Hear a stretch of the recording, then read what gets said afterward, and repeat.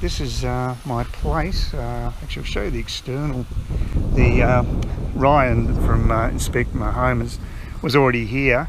They'd locked the gate and he couldn't get in, so I had to use his ladder to get across.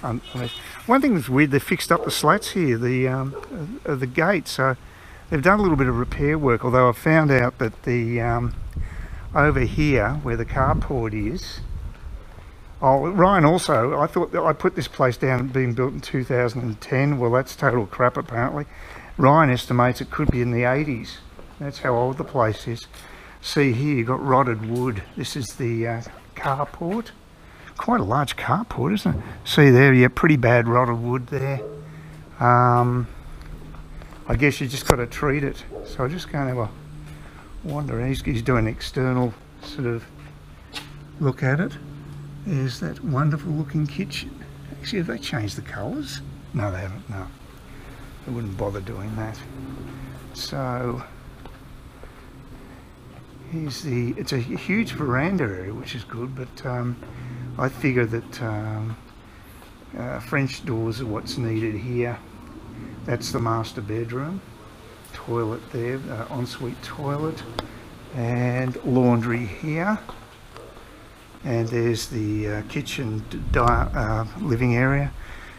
There's ample amount of garden there. It's just nothing. It's just nothing being grown. It's it's going to be easy. Just get some fertilizer in there. Get some maybe manure. Build it up. And the back fence is just wire. Okay. There's a fence line. What's this big pile here? I don't know what this is all about. This huge pile of earth here. And we've got this down the back here. I'm not sure what that's all about. I don't know why this is all... This is a big lump. So that's the master bedroom again. And that's one of the other 3 bedrooms are back there. And it's quite damp here. And this is, I thought this was a veggie garden, but it probably is. Again, just a matter of preparation. It's not as bad as I thought. I think it's very damp because of all the rain we've had. So, not quite sure what the story is at the back here, though. Just got not a proper fence. I was wondering what the fence is like. The fence there's okay. This one looks as it's getting pretty damp. We've got a shed here. Oh, I didn't look at the shed last time. Okay, this is the shed. Hi guys. I've got some footage I'm going to be showing you of the house inspection I had yesterday with the building and pest inspector. He was pretty keen actually. I got the bus up there about 25 minutes before the actual inspection was due.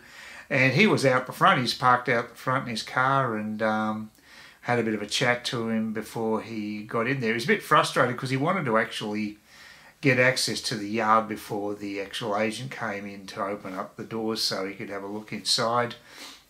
But as it turned out, it wasn't a major hassle. He actually got his ladder out and got over the front fence, the front gate, and got inside. He was just a bit concerned jumping over the other. It's quite a high fence, high gate, and he needed to get to the other side so he could unlatch it so he could basically enter the property, which he did, and then I got a chance to look around before the agent showed. So that worked out fairly well. The place was saturated with water as far as but we've had so much rain, it's just, it'd be surprising if it was dry, but it was particularly wet on the left-hand side of the property, and the inspector was a little concerned about that and said I probably need to enhance the drainage on the property to make sure that there's no damage done to the foundations. It's on a concrete slab, but he said, yeah, you want to basically keep the water away from the building if possible. And it was particularly damp on that left-hand side of the building looking from the street. The other side wasn't so bad. The garden was in better nick than I imagined. The grass was obviously very healthy because we'd had an absolute drenching. And the garden beds were well planned and set up, and just a matter of basically putting in the some fertilizer and what have you, some compost and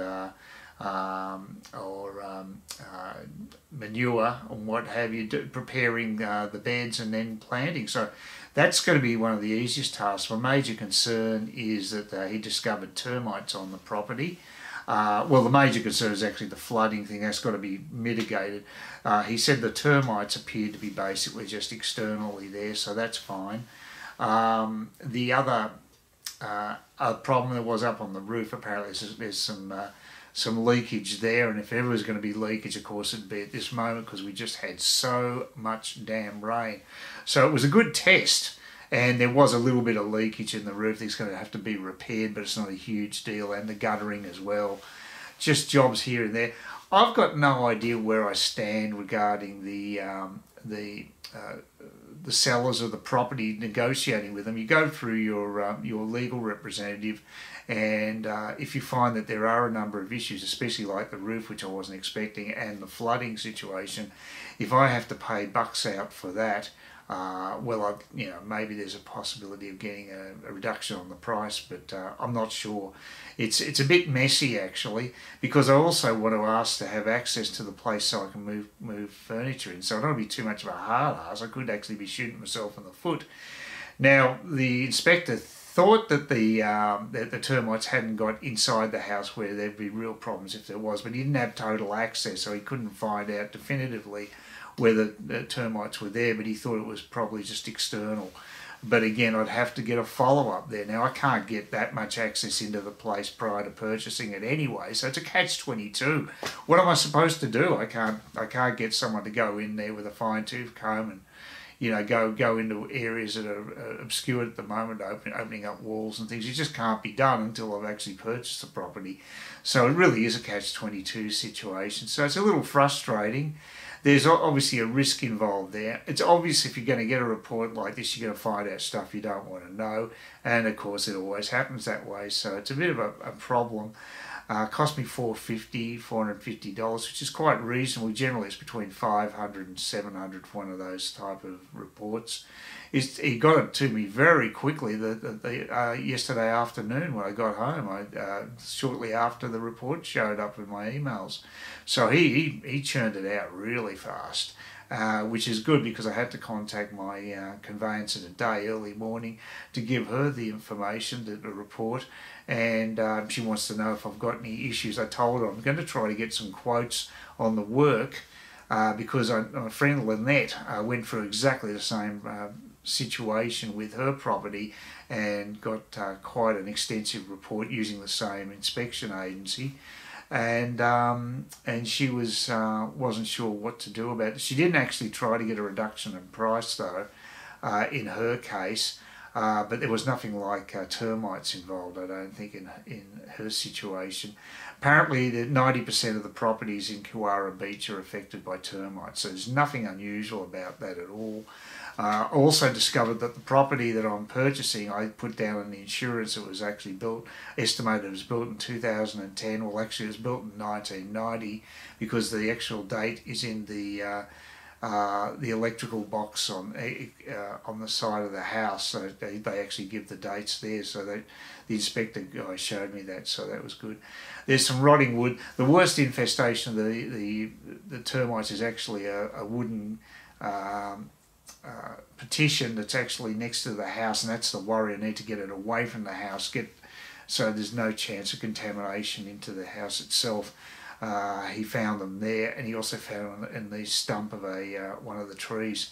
So I'll have to get some sort of a treatment done there in any case. So I'll have to search around for a guy to do that. I suppose I could try to get a quote now. I'm not really holding the people who own the place responsible for that much, because it's fairly common to have termites in that area. But I would negotiate on the drainage situation and the roof. I might have a cause there to basically negotiate something. Today's a beautiful day. This should be my last day here, because I've got an Airbnb that's actually commencing today in Trinity Beach, and that's a lovely area. And as usual, there's noise around here. We had people with chainsaws, probably arborists down on that side. Now we've got the creche's been noisy today, and now they're playing music. I will not miss this place at all. I'll be very happy to get out. The reason I'm not leaving tonight, because Lynette offered to drive me up there with a few provisions to take me to the new place, because I've got a fair bit of space here, because it's got 2 bedrooms, it's a self-contained unit. I'm not going to do it today because I've got the people that did the staging coming in tomorrow to remove the stuff around 11:30, and I figured, well, what's the point of going to Trinity Beach just so I have to catch a bus back here tomorrow morning. I figured I might as well just stay here for the extra night and then leave. I mean, the settlement's on the 21st, so there's plenty of time. I'm going to still have possession of the flat, but you know, I do want to be in. I'd rather be in Trinity Beach, in spite of the fact that it's a fair way from the centre of town. I won't have any reason to go to town until the next week anyway, and I've got a CT scan I've got to get done, so that's I've got to be heading there at one stage, but I'd rather be in Trinity Beach. So in spite of the fact I'm not getting full value for the Airbnb and losing one night, I'm not particularly concerned about that. It was a pretty good rate, $1,500 for a self-contained unit in a prime location in Trinity Beach is damn good. Anyway, that's the update. It's my second last day here. We're looking forward to moving to Trinity Beach tomorrow. The host isn't the best communicator, which is a little bit of a worry. She should actually be there after around 4 o'clock tomorrow. But again, I'm not getting super good communication from her. But I asked her whether it'd be okay to move in tomorrow, so she knows I'm going to be moving in on Thursday rather than today. She had the key in this little device that's a lock device that actually is a combination lock, and you put the key inside it. I've never seen that before, and she didn't explain. She just said she called it a gadget and just put a photo of it and did no explanation with presumably the combination. But again, there's a lack of communication. And guess what? She's a teacher. Says a lot about the profession. Oh dear. Anyway, we'll see how this goes. But yeah, I'm moving to Trinity Beach tomorrow, so that'll be good, and getting all this gear out of here, all the staging stuff, so that'll be good as well. So the place will look a lot emptier tomorrow.